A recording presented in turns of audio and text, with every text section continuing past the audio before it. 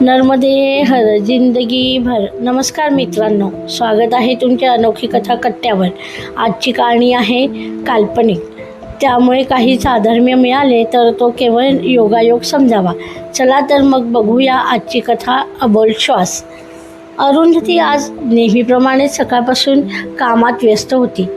तिचा दिवस सकाळी 5 वाजता सुरू होऊन रात्री 11 वाजता मावळत असे. या दोन्ही वेळांमध्ये तिचे संपूर्ण घर हे गाढ झोपेत आहे, त्यामुळे त्यांना तिच्याविषयी अशी जास्त माहिती नसायची असं म्हणा, किंवा त्यांना तिच्याविषयी काही जाणून घ्यायची पडली नसायची असं म्हणा. आज अरुंधतीला जॉबला सुद्धा उशीर होत होता, कारण ती आज जरा उशिरा उठली होती. गेल्या 2-3 महिन्यांपासून खरं तर अरुंधतीची तब्येत बरी नसायची. तिने बरेचदा नवऱ्याला आणि सासूसासऱ्यांना सांगण्याचा प्रयत्नही केला, पण कोणीच तिचं म्हणणं मनावर घेतलं नाही.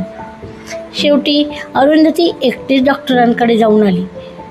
डॉक्टरांनी तिच्या सगळ्या टेस्ट केल्या होत्या आणि त्यात तिला लिव्हरचा कॅन्सरच झाल्याचं निदान झाले होते. आणि हेच काल परवापासून ती तिच्या नवऱ्याला सांगायचा प्रयत्नही करत होती, पण प्रत्येक वेळी त्याने टाळाटाळ करून दिली. आज सकाळपासूनच अरुंधतीला बरे वाटत नव्हते. आज जरा जास्तच तिची तब्येत खराब झाली होती, पण तरीही तिने सुट्टी घेतलेली नव्हती. संध्याकाळी कामावरनं आल्यानंतर तिचा चेहरा खूपच थकलेला दिसत होता, पण तरीही ते कोणालाच जाणवले नाही. कुणाला तिला विचारावंसं सुद्धा वाटले नाही की तू काय इतकी थकलेली आहेस, बरे नाही का, असं काहीच कोणी विचारलं नाही. शेवटी ती आपल्या कामात परत मग्न झाली. रात्री 11 वाजता जेव्हा ती आपल्या रूममध्ये झोपायला आली, तेव्हा तिने नवऱ्याला पोटात दुखत असल्याचे सांगितले, पण त्याला त्या गोष्टीचं गांभीर्य वाटलं नाही. उलट तिच्या अंगावर खेकसत तो बोलला, अरू, तुला कळत नाही का मी किती थकलो आहे ते? मला सकाळी कामावर जायचे आहे. तू झोप बरं आता, आणि दुखत असेल पोटात तर गोळी घे, पण मला झोपू दे, माझी झोपमोड करू नकोस असं अरू त्याला म्हणाली. माधव, अरे माझे रिपोर्ट्स आले आहेत ते तर बघ. शेवटी त्याने चिडूनच सांगितले, ठीक आहे ना, रिपोर्ट्सच आहेत, कुठे पळून जात आहे, सकाळी बघेल मी, तू झोप आता आणि मलाही झोपू दे असं बोलून तो झोपून गेला. त्याला कुठे ठाऊक होते की उद्या रिपोर्ट्स जरी असतील पण त्याचा इलाज करायला अरूच नसेल. अरूला मात्र दुखण्यामुळे झोप येत नव्हती. ती तशीच अंथरुणावर तळमळत होती आणि थोड्या वेळासाठी तिचा डोळा लागला, पण परत दुखण्याने तिची झोपमोड झाली. आता तर ती खूप जीवाच्या आकांताने रडतही होती, पण माधवला तिची हाकही ऐकू आली नाही. अखेरीस अरूने एक जोराची हिचकी घेऊन तिने ते कायमचे आपले डोळे मिटले आणि सगळ्यांसाठी जीवाचं रान करणारी अरू शेवटचा श्वास घेऊन मोकळी झाली. सगळ्यांचा विचार करणारी, सगळ्यांना स्वतःच्या पुढे ठेवणारी अरू आपल्या शेवटच्या प्रवासाला निघून गेली होती. तरीही कुणालाच कळले सुद्धा नाही.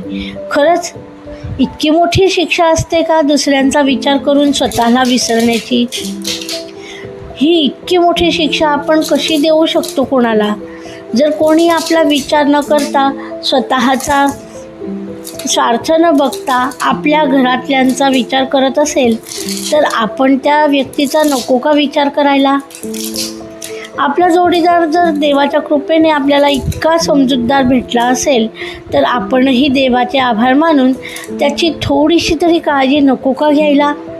कारण आपला जोडीदार आपली स्वतःची काळजी घेत नाही, पण सगळ्या घरादाराची काळजी घेते. मग घरातल्या प्रत्येकाचं काम आहे तिची थोडी मदत करणं. बरं चला, मदत करणं तर सोडाच, पण त्यांनी तिची थोडी तरी काळजी घेतली पाहिजे. मित्रांनो, खूप भाग्याने इतके निस्वार्थी प्रेम करणारी व्यक्ती आपल्याला मिळाली असेल तर तिचा थोडा तरी आदर केला पाहिजे. तिच्यावर थोडं तरी आपणही प्रेम केलं पाहिजे. अगदी बायको म्हणून नाही, किंवा मुलांची आई म्हणूनही नसेल कदाचित, आपल्याला तिचा विचार करतायत, पण एक माणूस म्हणून तरी आपण तिच्याकडे बघितलं पाहिजे. हे लक्षात घेतलं पाहिजे की शेवटी ती पण एक सजीव व्यक्ती आहे. ती निर्जीव मशीन नाही की तिला यातना नाही. खरं तर मशीनसुद्धा सातत्याने चालू ठेवली तर कालांतराने का होईना ती बिघडते आणि आपण तिची मरम्मत करतो, दुरुस्ती करतो.